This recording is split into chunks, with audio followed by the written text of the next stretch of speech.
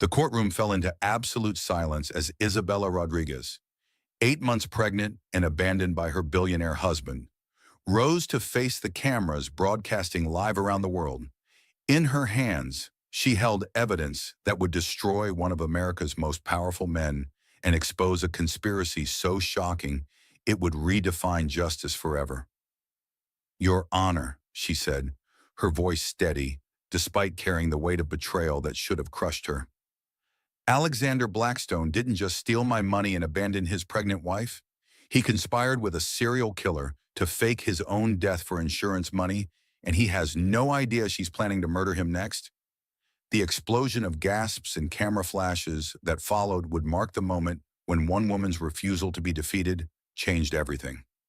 This is the story of how Isabella Rodriguez turned the worst betrayal imaginable into the most spectacular victory in legal history. Smash that like button if you believe in justice. Subscribe and hit the bell for more incredible true stories of triumph against impossible odds. The November rain drummed against the floor-to-ceiling windows of the penthouse with an intensity that seemed to mirror the storm brewing inside Isabella Rodriguez's heart, 50 stories above Manhattan's glittering streets. She stood in her flowing silk maternity dress, a custom Valentino piece that had cost more than most people's annual salaries, one hand resting protectively on her 6-month bump, the other clutching a crystal glass of sparkling water imported from France. The penthouse, worth $15 million, was a monument to success and refined taste. Every inch had been carefully curated, Italian marble floors that gleamed like mirrors, priceless Monet and Picasso originals adorning the walls, furniture handcrafted by European artisans who charge more for a single chair than most people spend on cars. The nursery she had been preparing occupied an entire wing of the apartment, complete with a mahogany crib that had once belonged to European royalty, a changing table inlaid with mother-of-pearl, and a collection of toys and clothes that represented the very best money could buy. This was supposed to be her sanctuary, her castle in the sky, the place where she and Alexander would raise their child in comfort and luxury beyond imagination. But tonight, as she gazed out at the city that had once felt like her kingdom, something felt fundamentally wrong. An instinct honed by years of legal training was screaming that danger lurked beneath the surface of her perfect life.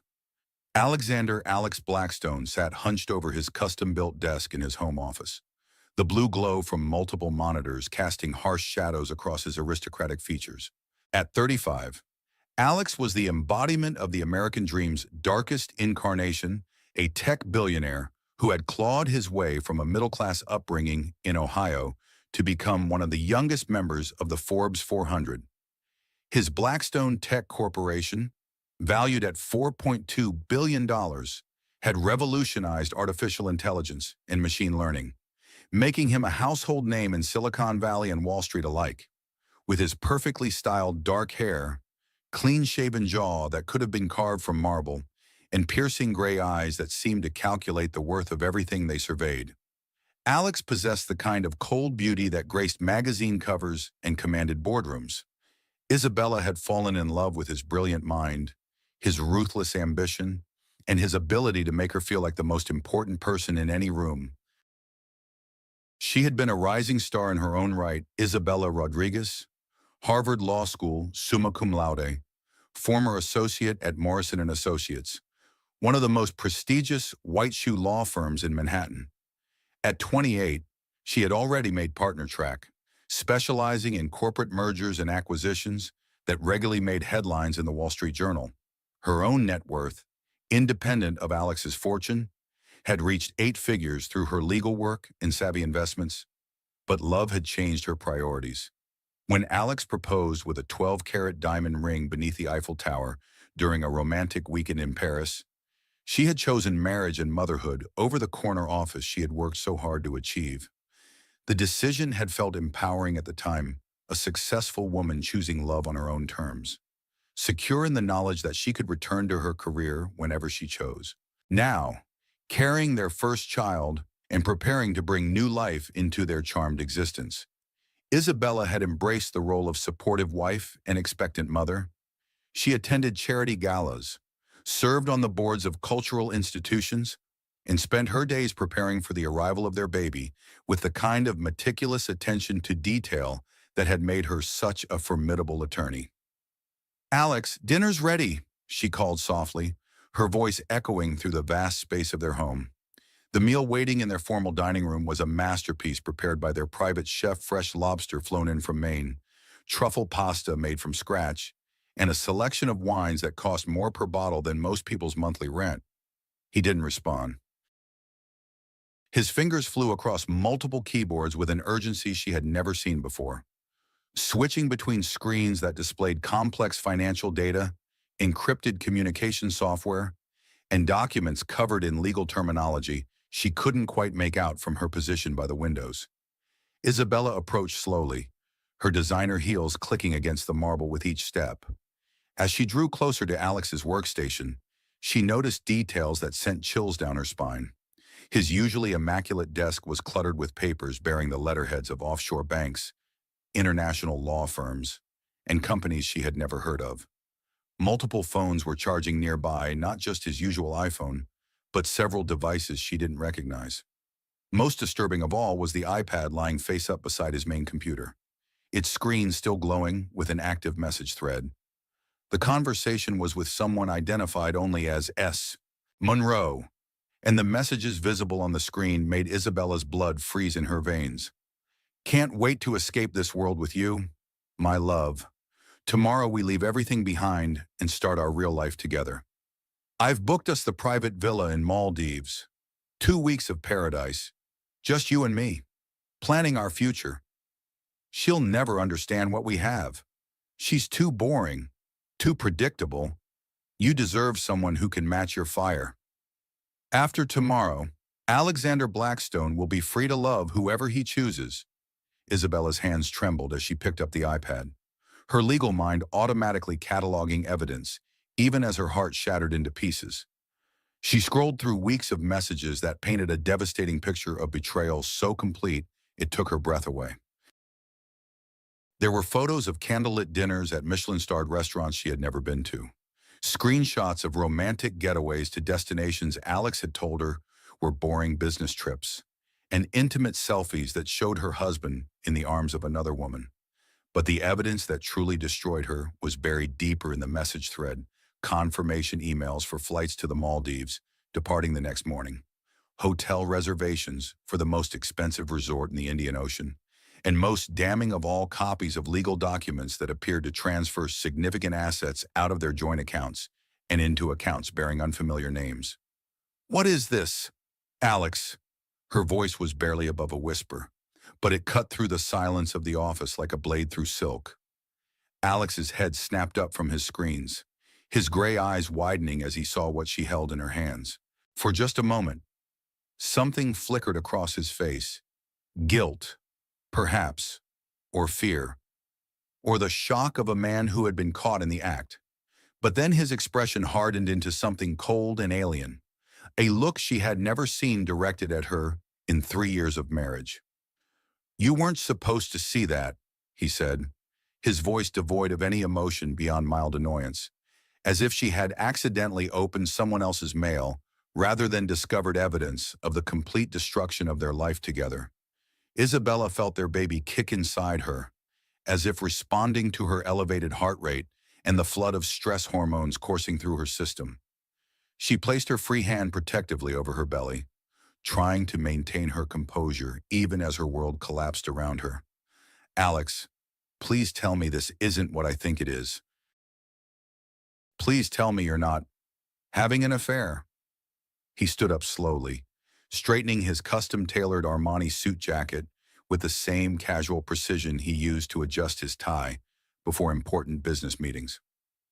"Yes, Isabella. I am. Her name is Scarlett Monroe. She's 24 years old. She's absolutely beautiful, and she makes me feel alive in ways you never could and never will."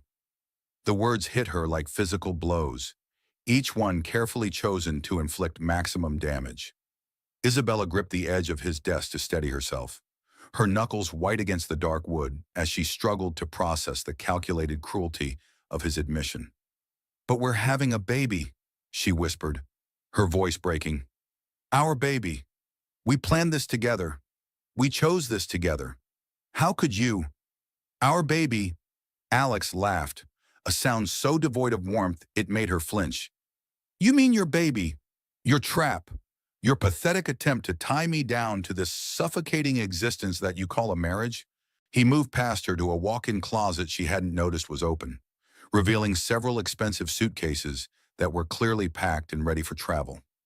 Louis Vuitton luggage, Hermès Garmon bags, and a collection of designer accessories that represented tens of thousands of dollars in preparation for his escape. "I'm leaving tomorrow morning," he continued, his tone as casual as if he were discussing the weather. "Scarlett and I are going away together, somewhere we can be free, somewhere we can build a real relationship without the burden of—" He gestured dismissively at her pregnant form. "This domestic prison you've tried to create." Isabella's legal training began to assert itself even through her emotional devastation. The woman who had negotiated billion-dollar mergers and faced down hostile corporate raiders started to analyze the situation with a cold precision that had made her one of the most feared attorneys in Manhattan. "You can't be serious," she said, her voice growing stronger as her professional instincts took over. "We have a life together, joint assets worth hundreds of millions of dollars, a company where I own 30% of the shares according to our prenuptial agreement, legal obligations. You can't just run away from all of this." Alex pulled out a leather portfolio from his desk drawer and withdrew a thick stack of documents. When he handed them to her, she noticed that his manicured hands were steady, showing no signs of nervousness or guilt, only the calm confidence of a man who believed he had thought of everything. "Actually, I can," he said with a smile that never reached his cold gray eyes. "And I have. You see, Isabella, while you've been playing house and picking out baby clothes and planning nursery themes, I've been making arrangements. Scarlett and I have been working on this for months." Isabella opened the portfolio with trembling hands, her Harvard law education allowing her to quickly parse the complex legal documents contained within. What she found made her stomach lurch with a combination of nausea and rage. Asset transfer agreements that bore her forged signature, moving their joint investments into accounts she had never seen. Loan documents that used their penthouse and other properties as collateral for mysterious business ventures she had never approved. Corporate restructuring papers that diluted her ownership in Blackstone Tech to almost nothing. Bank account closures that left her with access to only a small fraction of what should have been their shared wealth. But the most devastating document was at the bottom of the stack, a cashier's check made out to her for exactly $100,000, along with a single sheet of paper that read, in Alex's precise handwriting, "Consider this your severance package. Don't try to find me. Don't try to contact me. We're done." $100,000. Isabella's voice rose in disbelief. "Alex, your watch costs more than this? We have joint assets worth over $200 million. The penthouse alone is worth $15 million.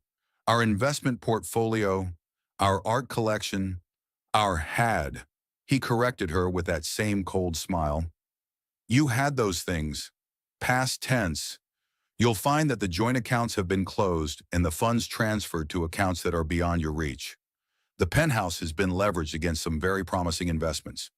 As for your shares in the company," he shrugged, "check the paperwork. Everything has been restructured quite legally. I assure you." Isabella's mind raced through the implications of what she was seeing. Every document appeared to bear her signature, but she had never seen any of these papers before in her life. The forgeries were sophisticated, but they were still forgeries. The transfers were illegal, but proving that would require resources she apparently no longer had access to. "This is fraud," she said, her voice steady despite the chaos in her heart. "Forgery. I'll sue you for everything you're worth. I'll destroy you in court." "With what money?" Alex asked, checking his Patek Philippe watch, a piece she had given him for their second wedding anniversary, purchased with her own earnings from a particularly successful case. "Good lawyers are expensive. Isabella." The kind of lawyers who could take on my legal team cost more per hour than most people make in a year. And besides, I have the best attorneys money can buy. They've made sure everything you see here is completely airtight. As if summoned by his words, the penthouse's sophisticated intercom system chimed with an incoming call. Alex activated the speaker with a tap on his phone. Mr. Blackstone, came a crisp, professional female voice. The car is waiting downstairs. Ms. Monroe is already in the vehicle with her luggage. The flight to Malé leaves JFK in 3 hours. Perfect, Alex replied. Tell Ms. Monroe I'll be right down, and remind the pilot that we'll be flying directly to the private airfield, no commercial terminals. He ended the call and looked at Isabella one final time, his expression completely devoid of the love, tenderness, or even basic human decency she had once believed defined their relationship. I suggest you use that money wisely. Isabella, find yourself a small apartment somewhere affordable, maybe in Queens or Brooklyn.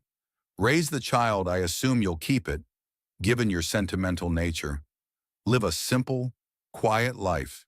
It's honestly all you were ever really capable of anyway. He picked up his suitcases, expensive luggage that had once accompanied them on romantic vacations to Paris, Tokyo, and the Amalfi Coast, and walked toward the elevator that would take him directly to the building's private garage. Oh, and Isabella. He paused at the elevator door, not bothering to turn around. Don't bother trying to contest the prenup. My lawyers wrote it, and they're very good at what they do. You'll find that challenging any of this will cost you far more than that 100,000 will cover. The elevator doors opened with a soft chime, and Alex stepped inside without looking back. As the doors closed behind him, Isabella heard the faint sound of classical music from the elevator's speaker system, Mozart's Requiem, a piece they had once danced to at their wedding reception. And then he was gone.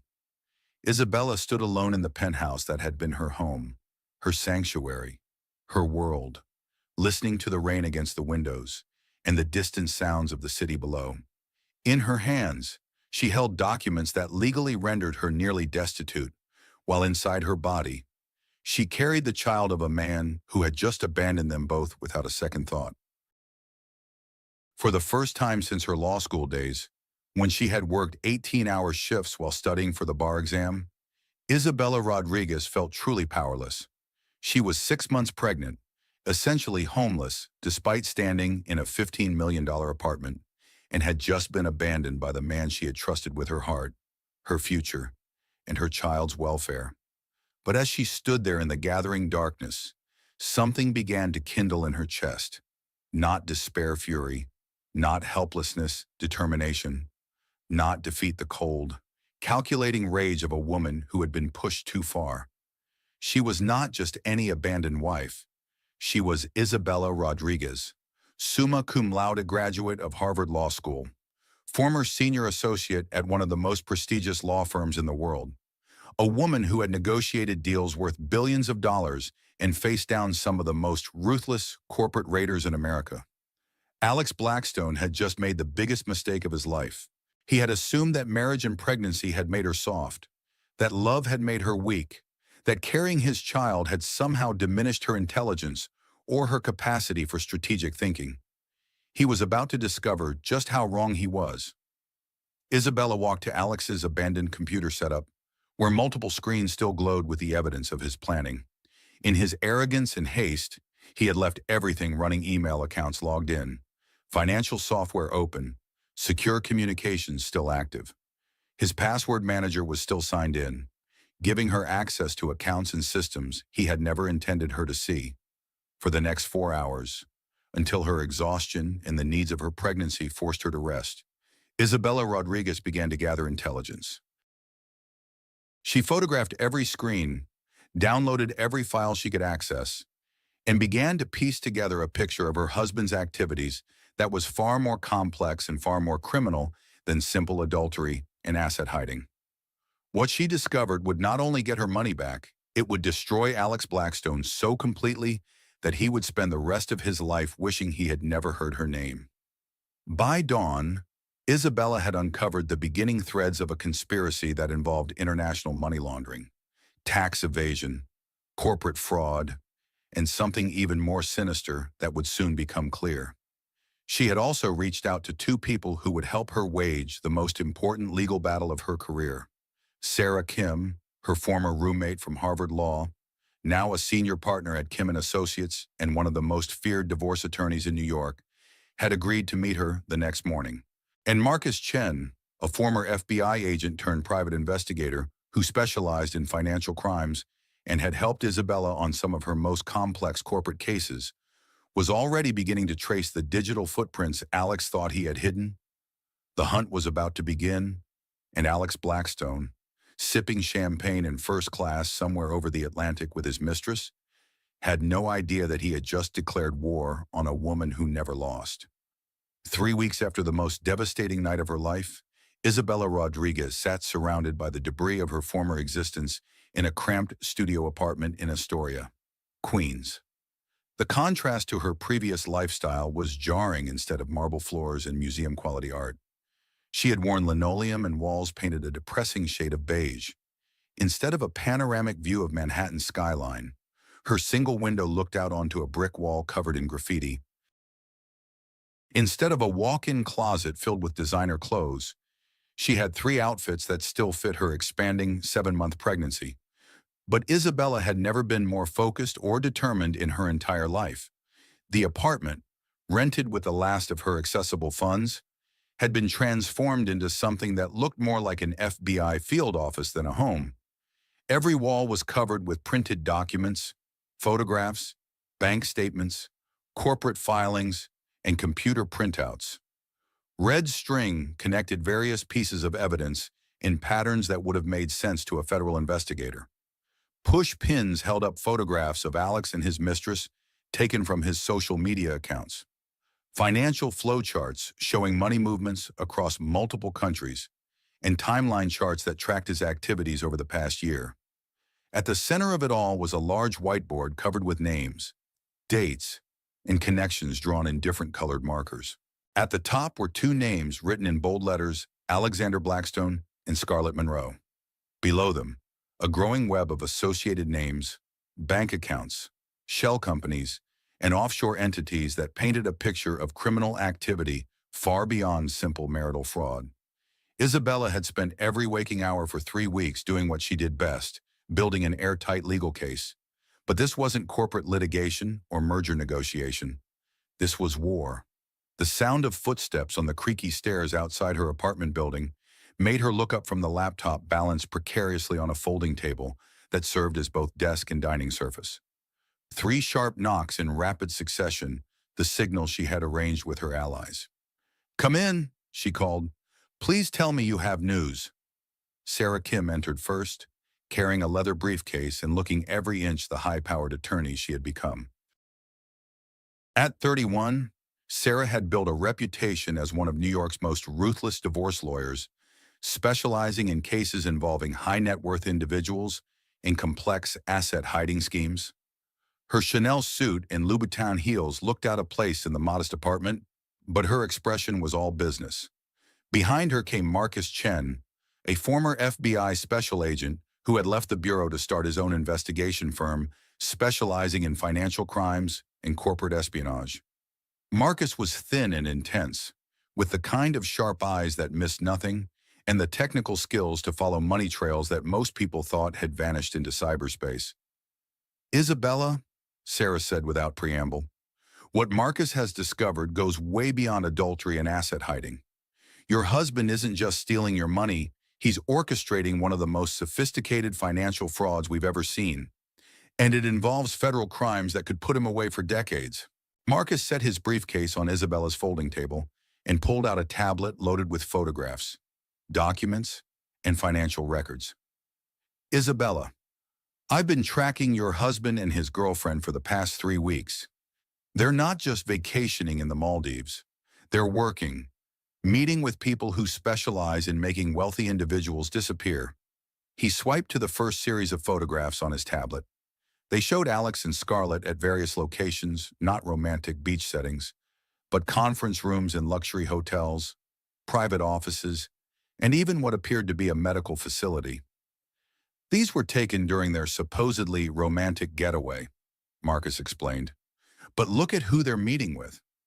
The photographs showed Alex and Scarlett in intense discussions with men in expensive suits, reviewing documents at tables covered with legal papers, and even visiting what was clearly a high-end medical facility. That's Dr. Rajesh Patel, Marcus said, pointing to a distinguished-looking man in a white coat. He's a plastic surgeon who operates a very exclusive practice in Nassau.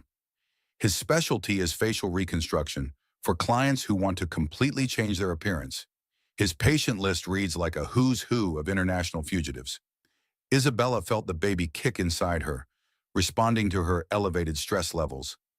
Marcus, please tell me you're not suggesting what I think you're suggesting. I'm afraid I am, he replied grimly. Your husband is planning to fake his own death. The room fell silent except for the distant sound of traffic from the street below. Isabella absorbed this information with the same analytical calm she had once used to review billion-dollar merger agreements. But inside, her mind was racing through the implications. Explain everything, she said. Leave nothing out. Sarah opened her briefcase and pulled out a thick folder. Isabella, 3 months ago, right around the time you would have announced your pregnancy, Alex took out a life insurance policy worth $100 million. The sole beneficiary is Scarlett Monroe. She handed Isabella a copy of the insurance application, complete with Alex's signature and medical records. 2 months ago, he began systematically transferring assets to offshore accounts. We're talking about $1.2 billion that have been moved through a network of shell companies and foreign banks. Marcus pulled up financial documents on his tablet. The money trail is incredibly sophisticated. Funds were moved from your joint accounts to a series of companies incorporated in Delaware, then transferred to accounts in the Cayman Islands, from there to Swiss banks, then to accounts in Singapore, and finally to banks in countries with no extradition treaties with the United States. But here's where it gets really interesting, Sarah continued. 2 weeks ago, Alex secretly put Blackstone Tech Corporation up for sale to a Chinese technology conglomerate. The purchase price is $1.5 billion, and the deal is structured to close immediately after his death, which would trigger a clause in the sale agreement that transfers his shares to his estate, which he's restructured to benefit Scarlett. Isabella's legal mind began to process the full scope of what she was hearing. So the plan is fake his death. Scarlett collects the life insurance money, the company's sale goes through, and she inherits his estate. Between the insurance, the offshore accounts, and the company sale, she ends up with nearly $3 billion. Exactly, Marcus confirmed. But that's not all. Alex has been meeting with specialists in creating new identities, new passports, social security numbers, complete background histories. After his supposed death, he'll assume a completely new identity and meet up with Scarlett somewhere that doesn't extradite to the United States. Isabella stood up slowly, her pregnancy making the movement deliberate. She walked to her wall of evidence and stared at the timeline she had been building. Everything Marcus and Sarah were telling her fit perfectly with the patterns she had been tracking. When, she asked simply, "According to the communications I've intercepted," Marcus said, "the plan is set for this Friday. They're arranging what will appear to be a boating accident off the coast of Nassau. Alex will supposedly go out alone on a fishing trip and never return. The boat will be found damaged and empty. His body never recovered, not uncommon in those waters." Isabella turned back to face her allies. "Friday is 4 days away." "Yes," Sarah said, "which gives us very little time to build a case and get law enforcement involved." But Isabella was thinking beyond just stopping the fraud. She was thinking about justice not just for herself, but for every woman who had ever been betrayed and abandoned by a man who thought he was smarter than everyone else. "Sarah, I don't want to just stop him. I want to destroy him so completely that he becomes a cautionary tale for the next century." Marcus pulled out another device, a small recording unit. "Isabella, I managed to plant surveillance equipment in their suite at the Four Seasons. What you're about to hear will give you everything you need." He pressed play, and suddenly Alex's voice filled the small apartment, as clear as if he were standing in the room. "The plastic surgery is scheduled for tomorrow morning. Dr. Patel says the procedures will alter my facial structure just enough to make identification difficult. If anyone ever questions the body, will substitute. The recovery time is minimal, maybe 2 weeks before I can travel safely. Scarlett's voice responded, tinged with excitement and greed. And the insurance money will be transferred within 72 hours of the death certificate being filed. Alex, baby, we're going to be richer than we ever dreamed. $3 billion. And that pathetic wife of yours won't see a penny of it. The beauty of the plan is that Isabella will never be able to prove anything. Alex continued. She'll be too busy trying to survive as a single mother to investigate properly. And even if she did, all the evidence will point to a dead man. By the time anyone realizes what happened, we'll be living under new names in a country that doesn't care about American law. Isabella's hands clenched into fists as she listened to the man she had once loved discuss her future with such callous calculation. But alongside the rage, she felt something else, a cold satisfaction. Because Alex had just handed her the evidence she needed to not only stop his plan, but to ensure he spent the rest of his life in federal prison. There's more, Marcus said, fast-forwarding through the recording. Listen to this. Alex's voice continued. The substitute body is already arranged. Dr. Patel has connections with the local morgue, homeless individuals who die without identification. The dental records have been altered, and with the facial damage from the accident, visual identification will be impossible. And if anyone does get suspicious later, Scarlett added, we'll be long gone. I've already got our new passports, Mr. and Mrs. David Thompson, Canadian citizens with complete background histories. Sarah was taking notes frantically while the recording played. Isabella, this isn't just insurance fraud. This is conspiracy to commit murder using an unidentified homeless person's body as a substitute. It's international fraud, money laundering, and a dozen other federal crimes. But Marcus wasn't finished with his revelations. He pulled out another set of photographs, these ones taken with a telephoto lens that captured clear images of documents being signed. Isabella, I need to tell you something else about Scarlett Monroe. That's not her real name. He handed her a background investigation report that was thick enough to be a book. Her real name is Sandra Martinez, and she's done this before. Twice. The report contained police files, death certificates, and insurance claims from 2 previous cases. In 2018, a real estate developer named Richard Hawthorne in San Diego had died in what appeared to be a hiking accident, leaving Sandra then calling herself Stephanie Morrison as his life insurance beneficiary. In 2020, a tech entrepreneur named Michael Foster in Miami had drowned in a boating accident, again leaving Sandra this time using the name Samantha Miller with a substantial insurance payout. Both men had recently married her, Marcus explained. Both had taken out large life insurance policies with her as the beneficiary. Both died in accidents where their bodies were never recovered, and in both cases, Sandra disappeared shortly after collecting the insurance money. Isabella studied the photographs of the 2 previous victims. Both men bore a striking resemblance to Alex Wealthy, successful, arrogant enough to believe they were too smart to be fooled by a beautiful woman. She's a serial killer, Isabella said quietly, and Alex doesn't know it. That's what makes this case so perfect for you, Sarah said with a predatory smile that had made her famous in divorce court. You're not just the wronged wife seeking justice. You're potentially saving your husband's life, even though he doesn't deserve it. Marcus pulled up one final piece of evidence on his tablet, a recording from a hidden camera he had placed in their suite. The video showed Sandra Scarlett on the phone with someone, speaking in Spanish with Mexican accent that was completely different from the refined American accent she used with Alex. She's talking to someone about moving the insurance money to accounts in Mexico as soon as it comes through, Marcus translated. But here's the interesting part. She's also asking about the safest way to eliminate a witness who might be able to identify her later. Isabella didn't need translation to understand the implication. She's planning to kill Alex after she gets the insurance money? That's our assessment, Marcus confirmed. Alex thinks he's orchestrating the perfect crime, but he's actually the next victim of a woman who has made a career out of murdering wealthy men for their money. Isabella walked back to her evidence wall and stared at the photos of Alex and Sandra Scarlett. Her husband, the father of her unborn child, was 4 days away from either federal prison or death, and he had no idea that either fate awaited him. For a moment, she allowed herself to imagine what would happen if she did nothing. Alex would go through with his plan, only to discover too late that his partner intended to kill him.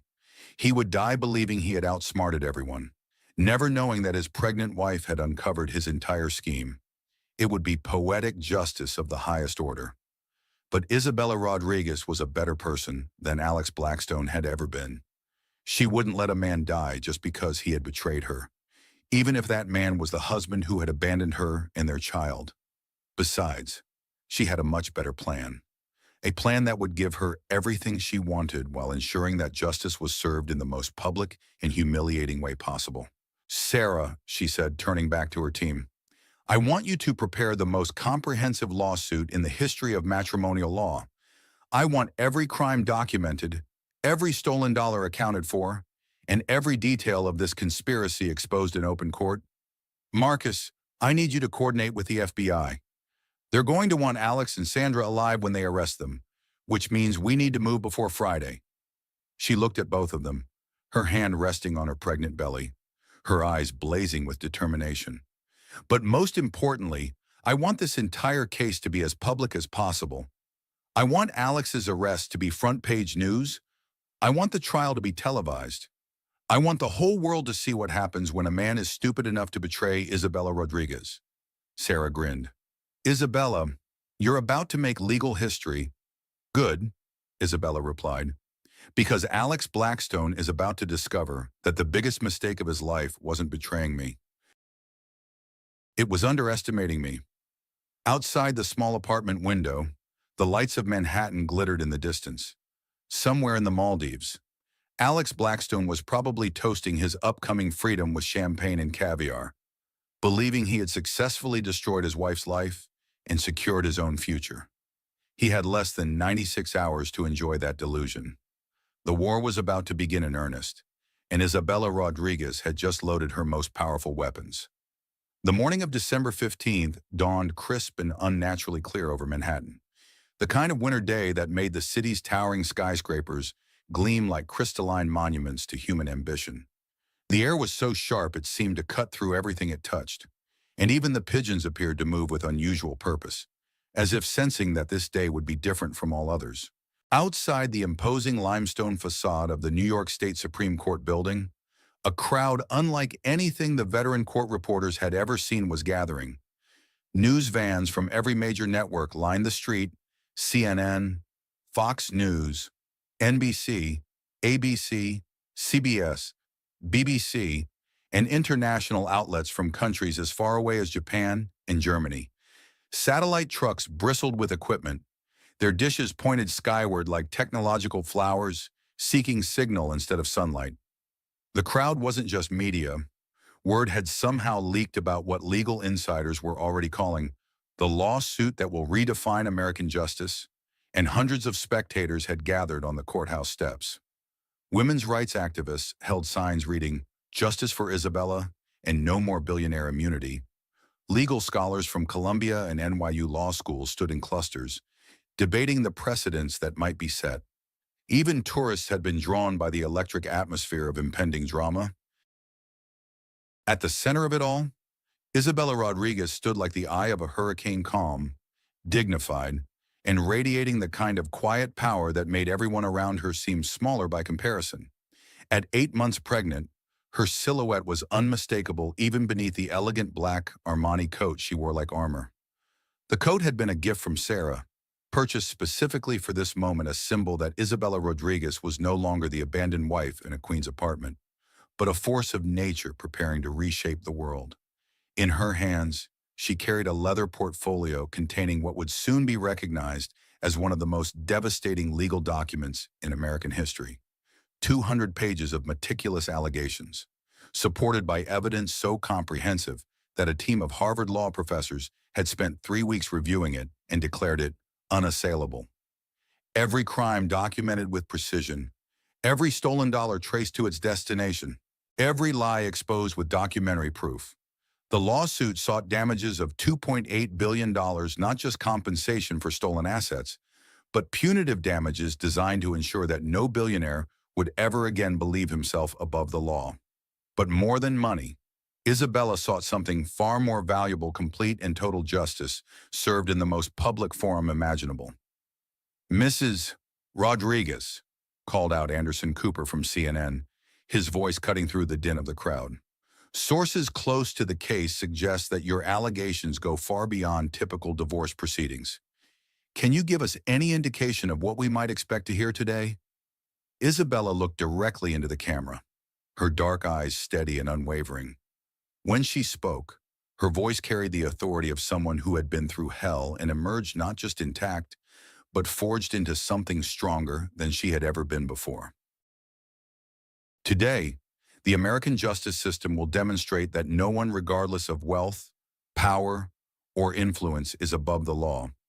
I am filing charges against my husband, Alexander Blackstone, for 12 separate federal crimes, including conspiracy to commit insurance fraud, international money laundering, tax evasion, conspiracy to fake his own death, and conspiracy to commit murder. The crowd erupted. Camera flashes strobed like lightning. Reporters shouted follow-up questions that were lost in the chaos. But Isabella simply turned and walked up the courthouse steps, flanked by Sarah Kim and a legal team that looked more like a military formation than a group of attorneys. Sarah had assembled what she called the Legal Dream Team, 15 of the most brilliant attorneys in America, each specializing in a different aspect of the case. Corporate fraud specialists from Williams and Connolly, international money laundering experts from Cravath, Swain, and more, criminal conspiracy attorneys who had prosecuted mob bosses and international terrorists. Each lawyer had been carefully selected not just for their expertise, but for their ability to perform under the intense media scrutiny that this case would generate. The courthouse interior was a scene of controlled chaos. Court officers struggled to manage the crowds while maintaining security. The press gallery was packed beyond its intended capacity, with overflow seating arranged in adjacent courtrooms where closed-circuit television would broadcast the proceedings. Sketch artists had been positioned at strategic locations, their pencils already moving as they captured the historical moment. Courtroom 341, where the hearing would take place, had been transformed into something resembling a television studio. Additional lighting had been installed to accommodate the cameras that would broadcast the proceedings live around the world. A large projection screen had been set up for the presentation of evidence. The judge's bench, normally an imposing but simple wooden structure, seemed to glow under the additional illumination, like an altar where justice would be dispensed. Judge Martha Richardson entered the courtroom with the bearing of someone who understood the magnitude of the moment. At 63 years old, she was one of the most respected jurists in the country, known for her razor-sharp intellect, unwavering integrity, and complete immunity to intimidation, whether from powerful defendants, aggressive attorneys, or media pressure. Her gray hair was pulled back in a severe bun, and her black robes seemed to absorb light rather than reflect it. "This court is now in session," she announced, her voice carrying easily through the packed courtroom. "We are here for the matter of Rodriguez versus Blackstone, case number 2024 CV 8847. This case involves allegations of matrimonial fraud, corporate malfeasance, and various federal crimes. Counsel for the plaintiff may begin." Sarah Kim rose from the plaintiff's table with the fluid grace of a predator that had finally cornered its prey. She was wearing a midnight blue suit that had been custom-tailored for this moment, and her silver jewelry caught the courtroom lights as she moved. When she spoke, her voice carried to every corner of the silent room. "Your Honor, distinguished members of the media, and citizens who have gathered to witness justice being served, what we present to you today is not merely a divorce case between two wealthy individuals. What we present is the systematic unmasking of one of the most elaborate, premeditated, and morally bankrupt fraud schemes in the history of American business." She walked to the evidence presentation area, where a technician waited to operate the projection system that would display the devastating proof Isabella's team had compiled.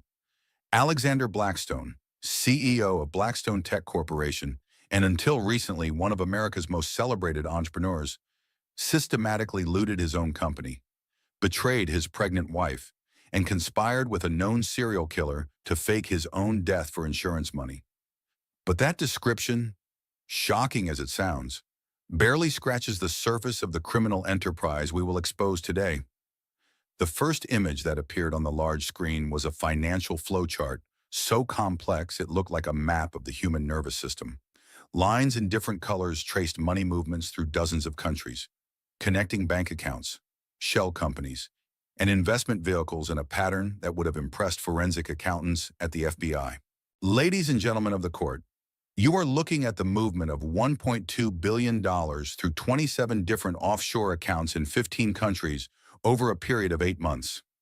This money was systematically stolen from joint marital assets, corporate accounts, and shareholder investments. Every transfer was illegal. Every account was hidden from U.S. tax authorities. Every dollar represents a deliberate theft from investors, shareholders, and most personally devastating from Mr. Blackstone's pregnant wife. Gasps rippled through the courtroom as the sheer scope of the financial fraud became clear. Even experienced court reporters, who had covered white-collar crime cases for decades, had never seen anything of this magnitude presented with such precision. But Sarah was just getting started.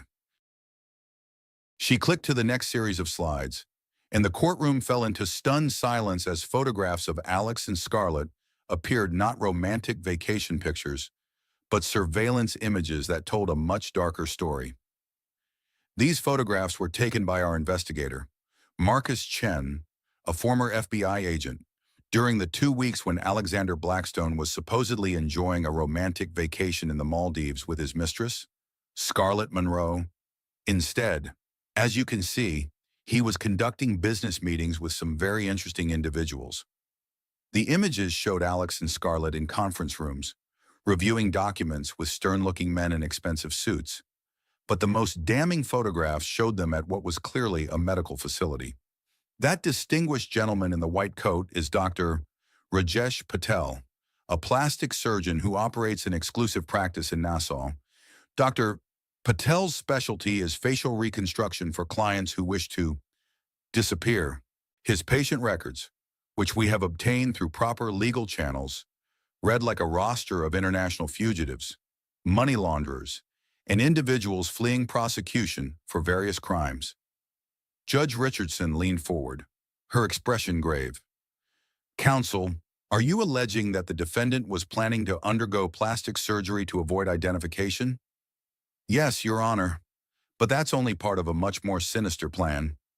Sarah nodded to the technician, and suddenly the courtroom was filled with Alex's voice, crystal clear through the advanced sound system. The plastic surgery is scheduled for tomorrow morning. Dr. Patel says the procedures will alter my facial structure just enough to make identification difficult. If anyone ever questions, the body will substitute. The recovery time is minimal, maybe 2 weeks before I can travel safely to our final destination. The courtroom erupted in shocked murmurs and gasps. Judge Richardson banged her gavel repeatedly to restore order, but the damage was done.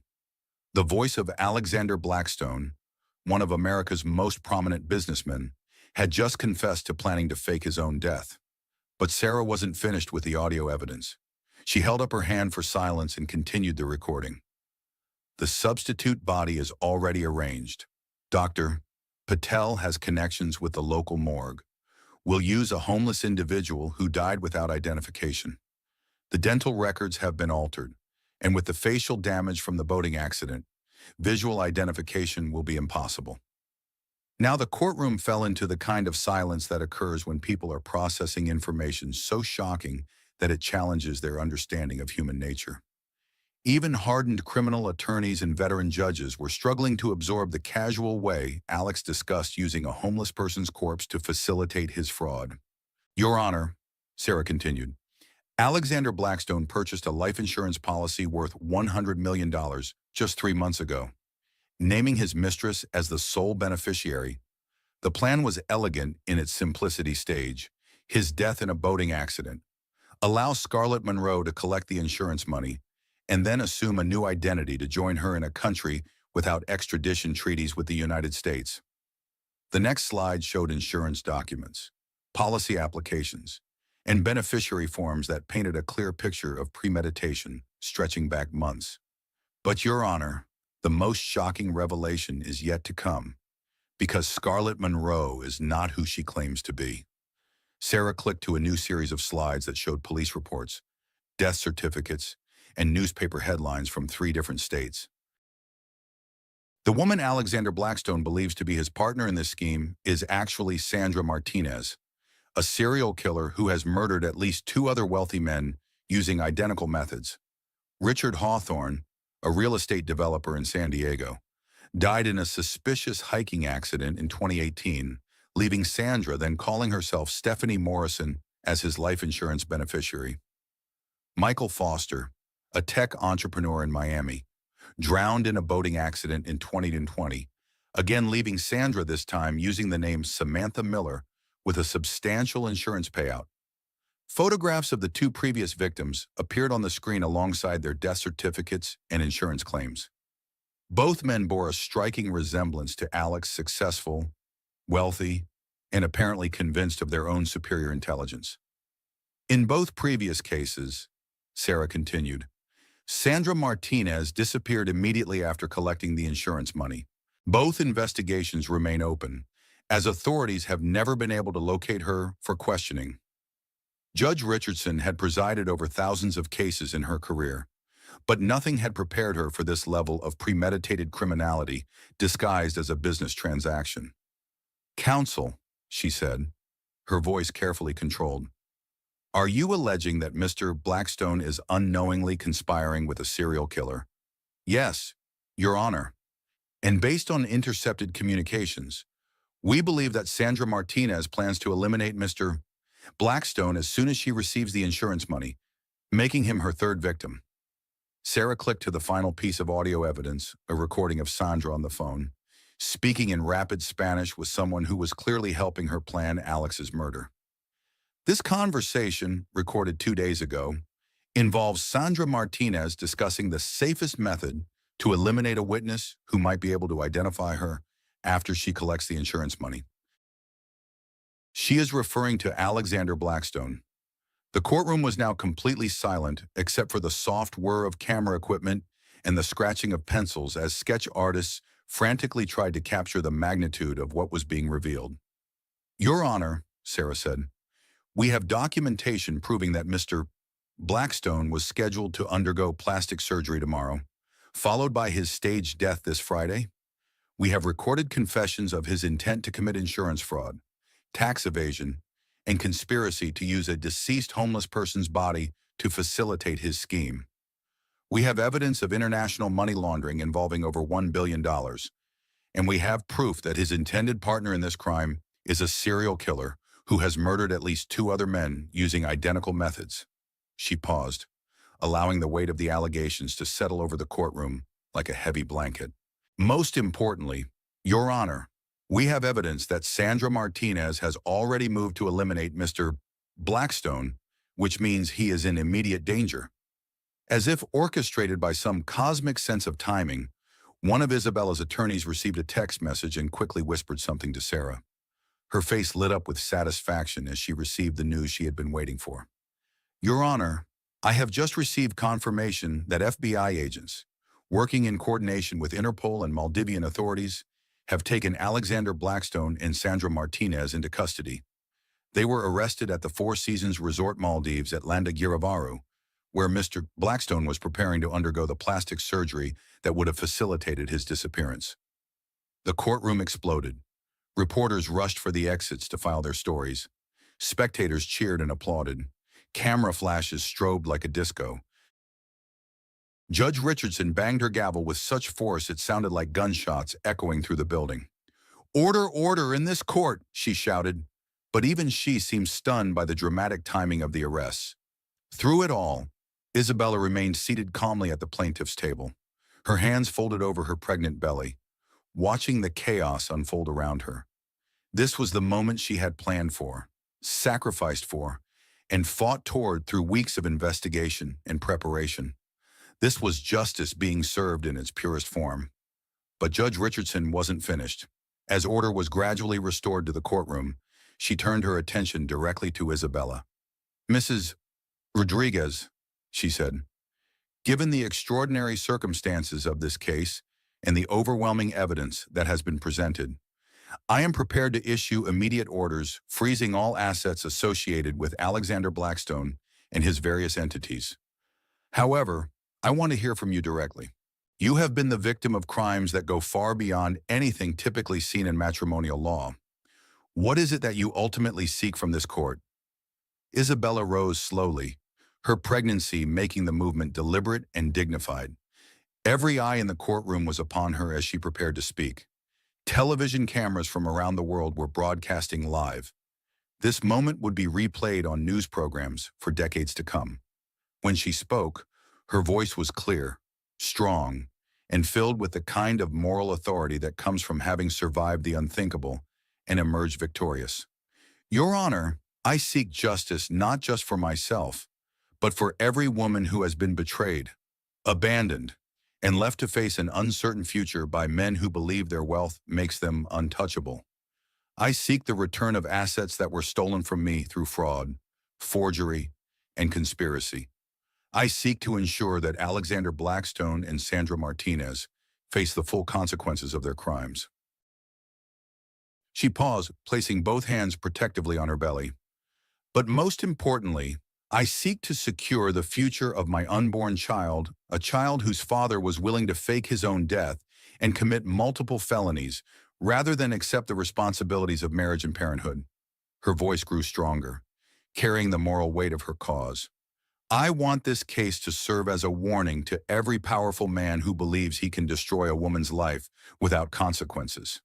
I want it to demonstrate that intelligence, determination, and the pursuit of justice can overcome any amount of wealth or influence. And I want my child to grow up in a world where justice is not for sale." Judge Richardson nodded slowly, clearly moved by Isabella's words and the extraordinary circumstances of the case. "Mrs.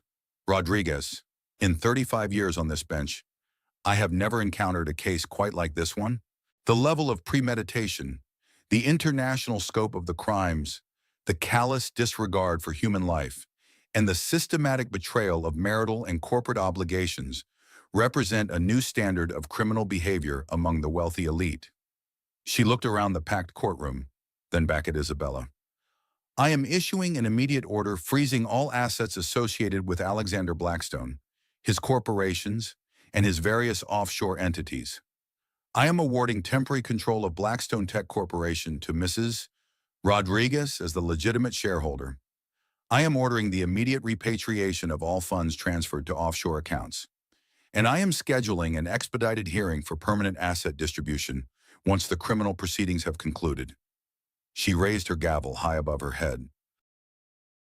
"Furthermore, I am recommending that this case be studied by law schools across the country as an example of how the justice system can protect victims of sophisticated financial crimes. Mrs. Rodriguez, you have not only secured justice for yourself, you have potentially saved your husband's life and set a precedent that will protect countless other victims." She brought the gavel down with finality. "Court is adjourned. Justice has been served." The courtroom erupted in sustained applause that lasted for several minutes. Isabella remained seated, overwhelmed by the magnitude of what had just occurred. Against impossible odds, with limited resources, while 8 months pregnant and essentially homeless just weeks ago, she had taken on one of the most powerful men in America and won completely. But more than winning, she had changed the legal landscape forever. The case would indeed be studied in law schools for generations. Federal prosecutors across the country would use her methods to pursue other cases of sophisticated financial fraud. And women everywhere would know that no betrayal, no matter how elaborate or well-funded, was beyond the reach of justice. As the crowds began to disperse and the immediate chaos subsided, Sarah placed a hand on Isabella's shoulder. "Isabella, you've just made legal history. This case will be cited in federal courts for the next 50 years. But Isabella's mind was already moving beyond the victory to the work that lay ahead. How long before I regain control of the assets? With the criminal case proceeding and this level of evidence, probably within 30 days, you're going to recover everything Alex stole, plus punitive damages that will make you one of the wealthiest women in America. Isabella nodded, then looked around the courtroom one final time. Good, because I have plans for that money. Very big plans. As she walked out of the courthouse, past the cameras and reporters and cheering crowds, Isabella Rodriguez was no longer the abandoned pregnant wife who had been left with nothing in a queen's apartment. She was a woman who had stared into the abyss of ultimate betrayal and not only survived but emerged as a force that would reshape how justice was dispensed in America. Her story was far from over. In fact, the most important chapter was just beginning. 2 years after the lawsuit that shook the foundations of American justice, Isabella Rodriguez stood in the floor-to-ceiling windows of her corner office on the 47th floor of the newly completed Rodriguez Tower in Midtown Manhattan. The building itself was a testament to her remarkable journey, a gleaming 40-story monument to the power of intelligence, determination, and absolute refusal to be defeated. In her arms, she held her 2-year-old son, Lucas Alexander Rodriguez, a beautiful boy with dark hair, intelligent eyes, and his mother's determined spirit already evident in the way he insisted on walking everywhere instead of being carried. At 24 months old, Lucas was already showing signs of exceptional intelligence, speaking in complete sentences and displaying the kind of curiosity that suggested he had inherited the best of both his parents' intellectual gifts. "Mommy has to finish some important work," Isabella whispered to him, settling him into his custom-designed play area in the corner of her office, a space that looked more like a miniature university than a typical children's area, complete with educational toys that cost more than most people's cars and books in 4 different languages. The office itself was a masterpiece of design and functionality. Where once she had worked from a cramped studio apartment with folding tables and pushpin walls, she now occupied a space that rivaled the offices of heads of state. The walls were lined with awards that represented not just business success, but recognition of her contributions to society: Businesswoman of the Year from Forbes, Courage in Leadership from Harvard Law School, Champion of Justice from the National Organization for Women, and Innovator of the Decade from Time magazine. But the most meaningful decorations in her office were the hundreds of thank you letters that covered an entire wall, handwritten notes from women around the world who had been inspired by her story to leave abusive relationships, fight legal battles against powerful men, start their own businesses, or simply find the courage to stand up for themselves when everyone told them to stay quiet. A soft knock at the door interrupted her thoughts. "Come in," she called, and her assistant, Maria Santos, entered carrying an afternoon schedule that would have exhausted most CEOs. "Mrs. Rodriguez," Maria said, "Dr. Martinez is here for your 4 p.m. meeting. The board of directors is assembled for the quarterly review at 5 p.m., and 60 Minutes wants to confirm your availability for the follow-up interview next week." Isabella smiled at the mention of Dr. Martinez. James had entered her life 18 months earlier at a charity gala benefiting her foundation, and he had brought something she thought she might never experience again: the ability to trust completely. As chief of cardiovascular surgery at Mount Sinai Hospital, James understood the demands of a high-pressure career while never losing sight of what truly mattered in life. "Send Dr. Martinez in," Isabella said, "and confirm the 60 Minutes interview. I want to make sure the world understands what we've accomplished here." Dr.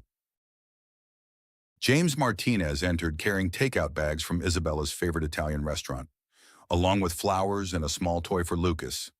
At 40, James was everything Alex had never been: kind without being weak, successful without being arrogant, and completely devoted to both Isabella and her son without any trace of resentment about Lucas's biological parentage. "How was the Senate hearing?"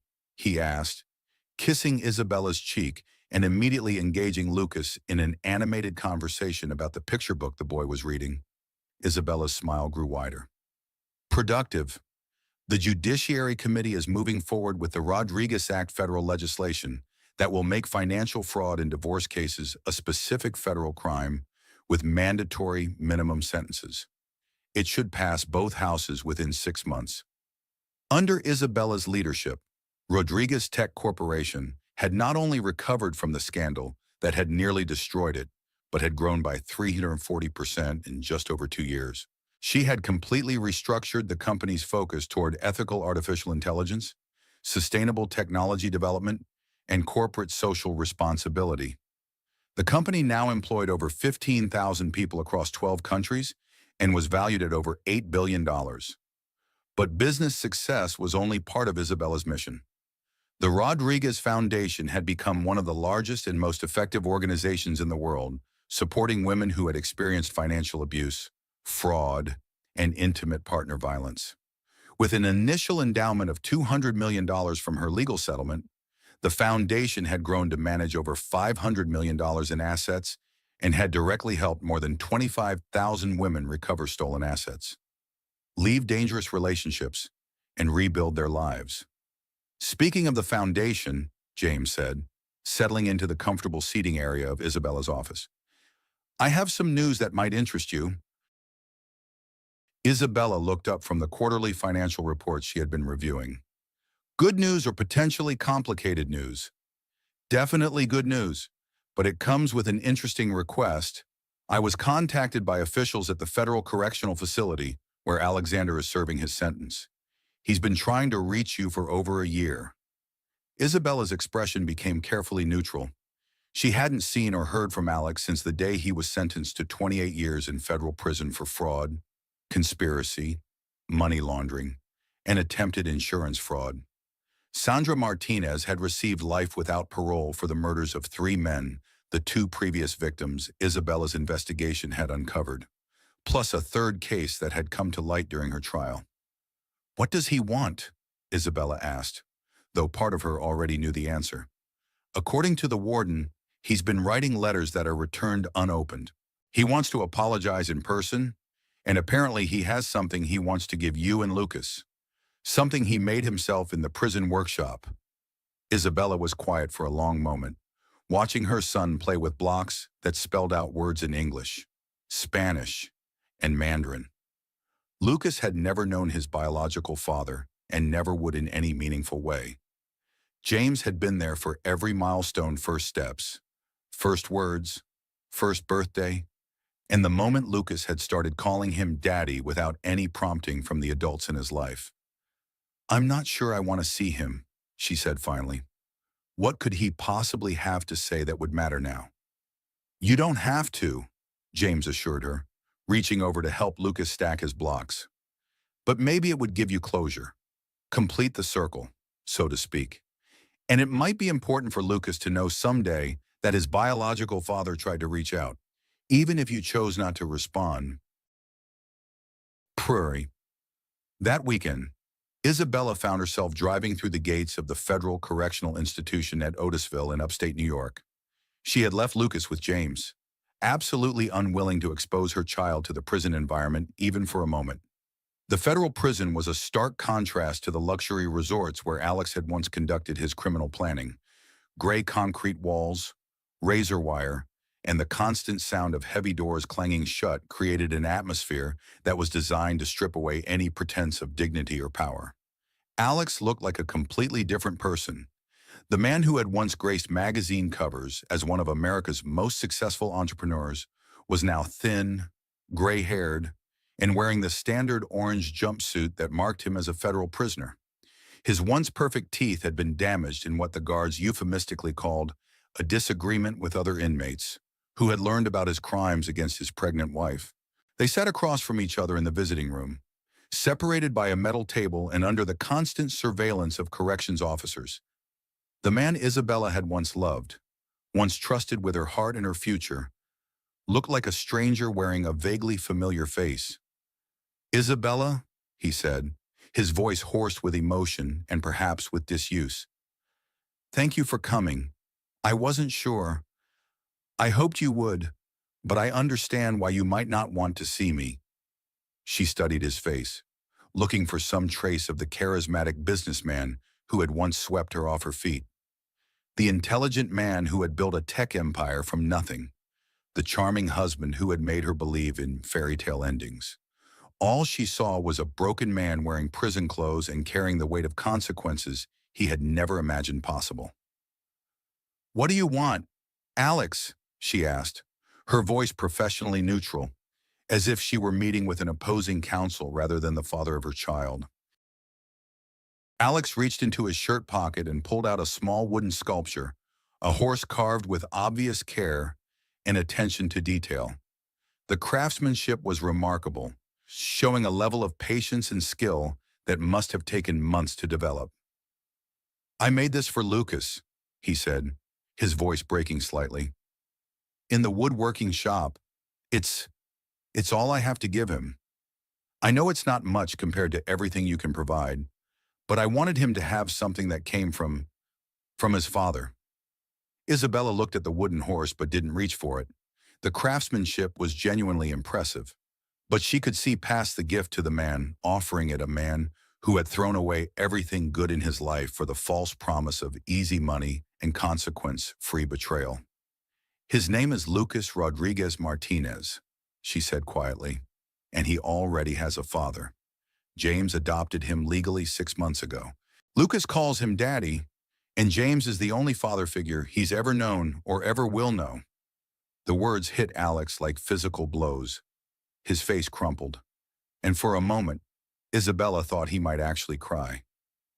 "Isabella, I know I can never undo what I did. I know I destroyed everything beautiful in my life, but I need you to know that single day passes that I don't regret every choice I made. Every morning I wake up thinking about what I threw away." "Good," Isabella replied without emotion. "You should regret it. You should think about it every day for the rest of your life. Because while you were planning to fake your death and abandon your pregnant wife, I was building something real." They sat in silence for several minutes. Finally, Alex spoke again, his voice barely above a whisper. "I heard about your company, about the foundation, about everything you've accomplished. The other inmates, they know about the case. Some of them have wives and daughters who were helped by your foundation. They tell me you've become one of the most powerful women in America." Isabella leaned forward slightly. "Alex, I didn't come here for your admiration or your regret. I came here to tell you something important, and I want you to remember it for the rest of your sentence." "What's that?" "You tried to destroy me. You tried to leave me with nothing, no money, no home, no security, no future. You conspired with a serial killer to fake your death rather than take responsibility for your wife and child. You committed crimes that should have destroyed my life forever." She paused, letting the weight of his actions settle between them. "But you forgot something crucial. You forgot that I'm smarter than you ever were. You forgot that I'm stronger than you gave me credit for. And you forgot that a woman protecting her child is the most dangerous force in the universe." She stood to leave, then paused. "Lucas will grow up knowing that his mother fought for him when everyone else told her to give up. He'll know that his mother built an empire from the ashes of betrayal. He'll know that his mother changed laws to protect other women from men like you. And if he ever asks about his biological father, I'll tell him the truth, that you were a man who chose greed over love, betrayal over loyalty, and selfishness over family." As she walked toward the exit, Alex called out behind her, desperation evident in his voice. "Isabella, wait, please. The horse, it's all I have. It's the only thing I can give him." She turned back one final time, and when she spoke, her voice carried the finality of a judge pronouncing sentence.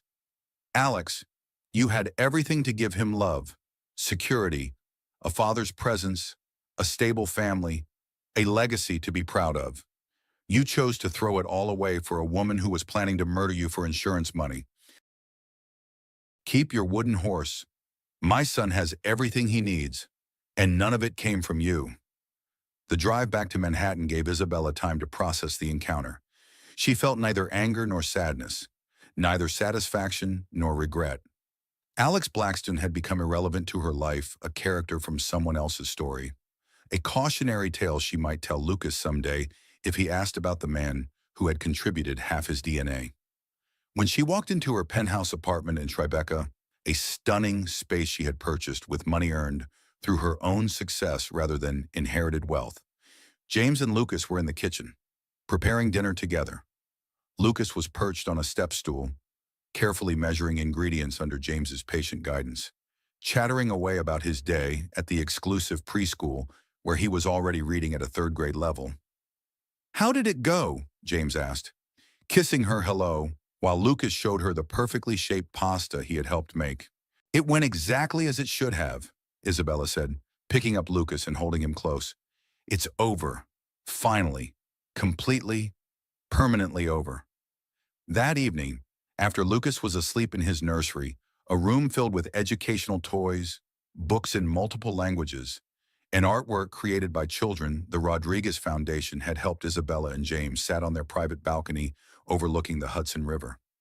The city sparkled below them, full of promise and possibility, a concrete manifestation of human ambition and dreams.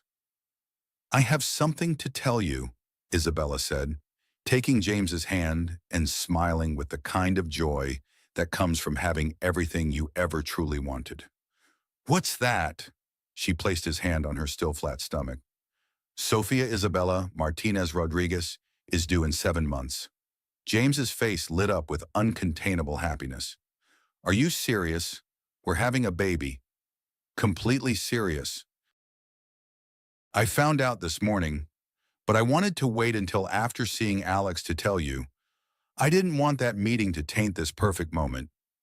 They held each other on the balcony, looking out at the city that had witnessed Isabella's transformation from betrayed wife to unstoppable force of nature. Tomorrow, she would return to running her billion-dollar corporation. Next week, she would testify before Congress about strengthening laws protecting women from financial fraud. Next month, she would deliver the keynote address at the United Nations Conference on Women's Economic Empowerment.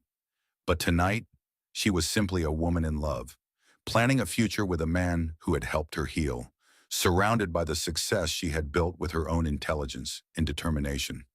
3 years later, Isabella Rodriguez would be named one of Time magazine's 100 most influential people for the third consecutive year. Her foundation would have helped over 100,000 women worldwide recover stolen assets and rebuild their lives. Rodriguez Tech Corporation would be valued at over $12 billion, making Isabella one of the wealthiest self-made women in American history. The Rodriguez Act would have passed into federal law, making financial fraud in domestic relationships a federal crime with mandatory minimum sentences. Her children Lucas, now 5 and already showing signs of exceptional academic ability, and Sophia, a precocious 2-year-old with her mother's determination and her father's gentle heart, would be healthy, happy, and growing up in a world where justice was not determined by wealth or gender.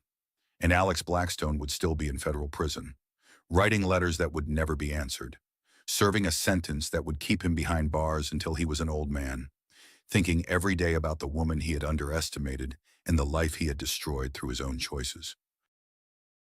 But that was someone else's story now. Isabella Rodriguez had moved far beyond the reach of his regret or his wooden horses carved in prison workshops.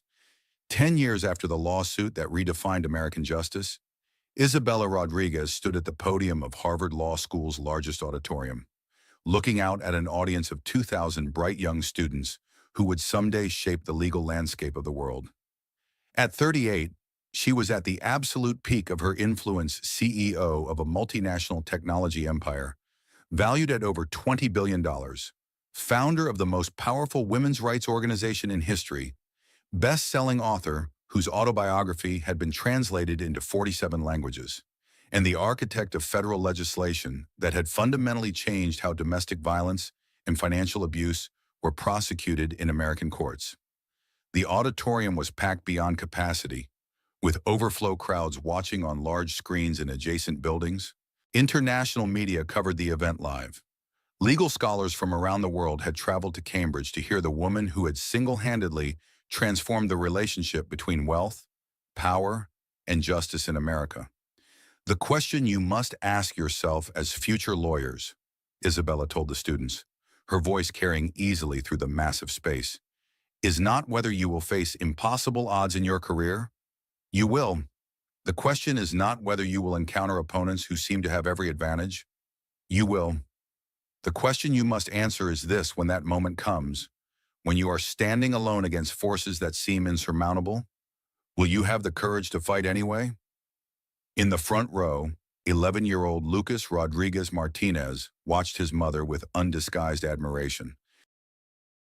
Beside him sat his sister Sophia, 9 years old and already showing signs of inheriting her mother's brilliant legal mind, and their father James, who had officially adopted both children and given them a family name they could be proud of for the rest of their lives.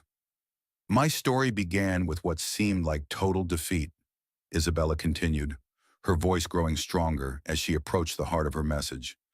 I was 8 months pregnant, abandoned by a husband who had stolen everything I owned, left with $100 in a studio apartment in Queens.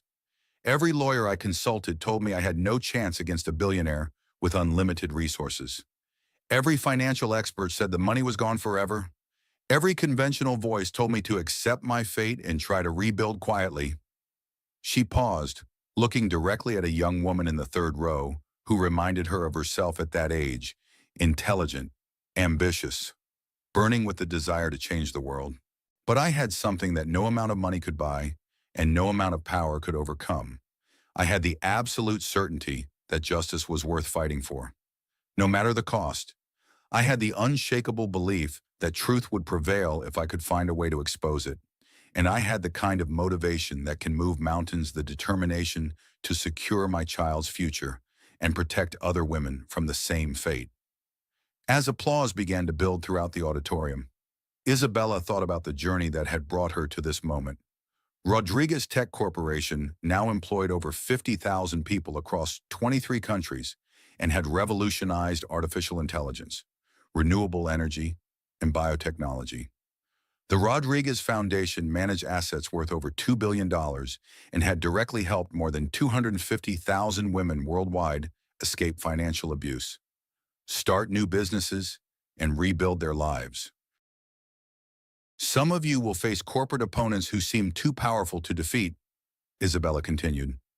Others will encounter government corruption that appears too entrenched to challenge. A few of you may face personal betrayals that shake you to your very core, as I did. But remember this fundamental truth: your worst moment is not your permanent condition. Your biggest failure is not your final destination.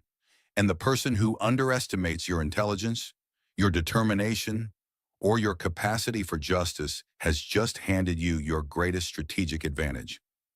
The standing ovation that followed lasted for nearly 5 minutes. Students cheered, professors applauded, and even seasoned legal scholars found themselves moved by the power of Isabella's message and the magnitude of what she had accomplished. Later that evening, the Rodriguez Martinez family gathered around the dinner table in their home overlooking Central Park, a magnificent penthouse that Isabella had purchased not with inherited wealth or divorce settlements, but with money she had earned through her own business success. The dining room was filled with the warm laughter of a family that had been built on love, trust, and mutual respect rather than obligation or convenience. Lucas, now 11, was explaining his latest science project, a solar-powered water purification system he was designing for communities without access to clean water. Sophia, 9, was practicing her closing arguments for the mock trial her accelerated program was conducting, displaying the kind of logical reasoning that suggested she might follow her mother into law. "Mommy," Sophia said during a pause in the conversation, "today in history class we learned about your case against Alex. Ms. Peterson said it changed how courts protect women forever. But I have a question." Isabella set down her fork, giving her daughter the same complete attention she would give to a Supreme Court justice. "What's your question, sweetheart? If you could go back and change what happened, if you could make it so Alex never betrayed you, would you?" The question hung in the air like a challenge, forcing Isabella to confront a truth she had spent years understanding. James reached across the table and squeezed her hand. a gesture of support that reminded her how much beauty had grown from the ashes of that terrible time. No, Sophia, I wouldn't change it. But why not he hurt you so badly? He left you when you were pregnant with Lucas. He stole your money and tried to disappear forever. Isabella considered her answer carefully, as she always did when her children asked something important. The truth was complex, but it was also profound in ways that had taken her years to fully comprehend. Because, my darling, if I changed that terrible night when I discovered Alex's betrayal, I might never have discovered how strong I really am. If I hadn't faced the challenge of rebuilding my life from nothing, I might never have built the foundation that has helped hundreds of thousands of women. If Alex hadn't forced me to fight for justice, the laws that now protect other families might never have been written. She looked at Lucas, who was listening intently despite being only 11 years old. Most importantly, if I had stayed married to Alex, I might never have met your father. You and Sophia might never have been born. Our family, this beautiful, strong, loving family, exists because I survived that betrayal and chose to build something better from the wreckage. James smiled at his wife, the same smile that had first captured her heart at a charity gala years earlier. Besides, he added, sometimes the worst thing that happens to you leads directly to the best thing that happens to you. After dinner, when the children were settled in their rooms with homework and bedtime stories, Isabella and James retreated to her home office, a space that had become both a nerve center for her various enterprises and a shrine to the power of perseverance. The walls were covered with photographs from groundbreaking ceremonies for Rodriguez Foundation safe houses, images of her addressing the United Nations, screenshots of headlines announcing new legislation, and framed copies of Supreme Court decisions that cited her case as precedent. But the most meaningful decoration was still the wall of thank you letters, now covering 3 entire walls and representing hundreds of thousands of women whose lives had been changed by Isabella's refusal to accept defeat. The documentary crew wants to schedule the final interview next week, James said, settling into the comfortable reading chair where he often worked on his own medical research while Isabella handled her business. Isabella nodded absently. HBO was producing a feature-length documentary about her case and its impact on American law, scheduled to premiere at the Sundance Film Festival before airing nationally. The working title was Justice Unbound: How One Woman Changed Everything. And the publisher confirmed that the university edition of your book will be required reading at 17 law schools next semester. James continued, including Harvard, Yale, and Stanford. From Betrayal to Billionaire: A Mother's Journey had become more than just a best-selling memoir. It was now considered essential reading for anyone studying corporate law, women's rights, or the intersection of justice and power in America. The book had spawned academic conferences, inspired thesis papers, and become the subject of case studies in business schools around the world. But tonight, Isabella's mind was on something more personal and more important than professional accolades. Tomorrow, she would be making an announcement that would reshape the focus of her life for the next decade. "Are you ready for tomorrow?" James asked, seeming to read her thoughts. Isabella walked to the window that overlooked Central Park, where the lights of the city created a tapestry of human ambition and dreams. In 12 hours, she would stand before the board of directors of Rodriguez Tech Corporation and announce that she was stepping back from day-to-day operations to focus entirely on the foundation and on a new project that she believed could eliminate financial abuse as a weapon against women. "I've been ready for this since the day I won the case," she said. "The company is strong enough to run itself now. The foundation has grown beyond anything I imagined possible, but there's still work to do, bigger work than just helping individual women recover from financial abuse." She turned back to James, her eyes bright with the same passion that had driven her through law school, through the darkest days of her marriage, and through the years of building her empire. "I want to create something that makes it impossible for what happened to me to happen to anyone else. Not just illegal impossible, a system of legal protections, financial safeguards, and social support that means no woman will ever again face what I faced." James nodded, unsurprised by the scope of his wife's ambition. He had learned over the years that Isabella Rodriguez Martinez didn't think in terms of small improvements or gradual change. She thought in terms of transformation. The Rodriguez Institute for Women's Economic Security, he said. I like the sound of it, Isabella smiled. With an initial endowment of $5 billion, research partnerships with the top universities in the world, and a mandate to completely reimagine how society protects women's financial rights.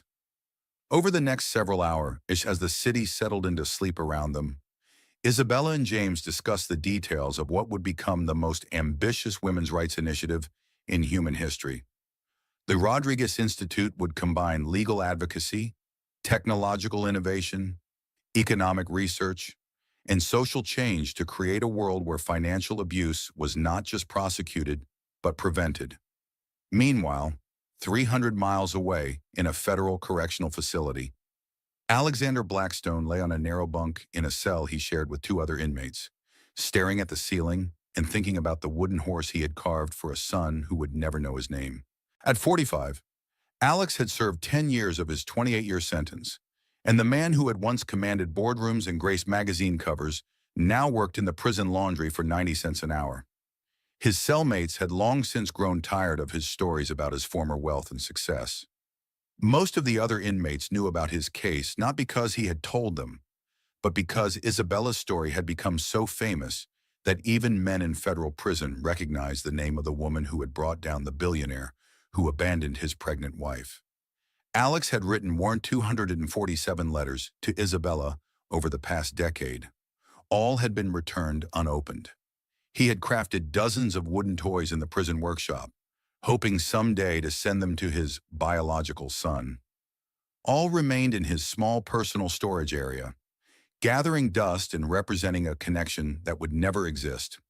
Sometimes, late at night when the prison was quiet, Alex would think about the life he had thrown away. He would remember Isabella's intelligence, her kindness, her strength, and he would try to imagine what Lucas looked like now, whether he was smart like his mother, whether he was happy, whether he ever wondered about the man whose DNA he carried. But those thoughts led only to a deeper understanding of what he had lost and could never recover. Isabella had moved so far beyond his reach that she might as well have been living on another planet.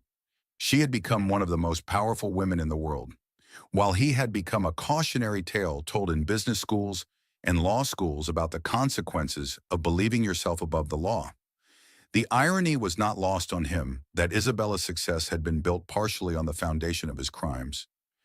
His betrayal had revealed her strength. His theft had motivated her to build something greater than what he had taken. His attempt to destroy her had instead created one of the most influential women in American history. In a strange way, Alex had gotten exactly what he deserved, not just punishment, but irrelevance.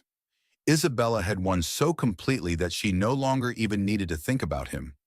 He had become a footnote in her story, a brief chapter of adversity that had led to triumph beyond anything either of them could have imagined. As dawn broke over New York City, Isabella Rodriguez Martinez was already awake, preparing for another day of changing the world. She stood in her closet, selecting the outfit she would wear to announce the next phase of her mission, when Lucas appeared in the doorway, already dressed for school but clearly wanting to talk. "Mom," he said, using the more formal address he preferred now that he was 11. "I've been thinking about what Sophia asked at dinner." Isabella turned to give him her full attention. "What about it?" "I'm glad Alex betrayed you." The statement was so unexpected and delivered with such matter-of-fact certainty that Isabella was momentarily speechless. "Lucas, that's a very grown-up thing to say. Can you tell me why you feel that way? Because if he hadn't, you might still be married to him. And if you were still married to him, Dad wouldn't be my dad. Sophia wouldn't exist. You wouldn't have started the foundation, and thousands of women wouldn't have gotten help." Lucas paused, thinking through his logic with the same precision Isabella used in legal arguments. "I know Alex is my biological father, and I know he hurt you really badly. But I also know that everything good in our lives happened because you were strong enough to turn something terrible into something amazing. So I'm grateful that he showed you who he really was before it was too late. Isabella knelt down to her son's eye level, struck by the wisdom of a child who had somehow understood something that had taken her years to fully comprehend. Lucas, you're absolutely right. And do you know what the most important lesson is in all of this? What? That we always have a choice about how we respond to the worst things that happen to us. We can let them defeat us, or we can use them to become stronger than we ever imagined possible. As Isabella walked into Rodriguez Tower that morning, preparing to announce the next chapter of her mission to protect women around the world, she carried with her the wisdom of her 11-year-old son and the love of a family that had been built on the ruins of betrayal. The board meeting that would launch the Rodriguez Institute for Women's Economic Security was scheduled for 10 a.m. By noon, the announcement would be international news. By evening, women's rights organizations around the world would be celebrating the beginning of what many experts believed could be the final push toward true economic equality. But for Isabella, the most important victory had already been won years ago in a small apartment in Queens, when she had decided that no man, no matter how wealthy or powerful, would ever again be allowed to destroy a woman's life without facing consequences that would reshape the world. Alexander Blackstone had tried to erase Isabella Rodriguez from existence. Instead, he had created a force of nature that would protect millions of women for generations to come. And in the end, perhaps that was the greatest justice of all, that his betrayal had become the foundation for a legacy that would outlast and outshine anything he had ever accomplished or ever could accomplish. The wooden horse he had carved in prison would remain forever undelivered, a symbol of a connection that existed only in his imagination. But the empire Isabella had built from the ashes of his betrayal would stand as a monument to the truth that sometimes the greatest victories come not from avoiding the battle, but from winning it so completely that you change the entire battlefield.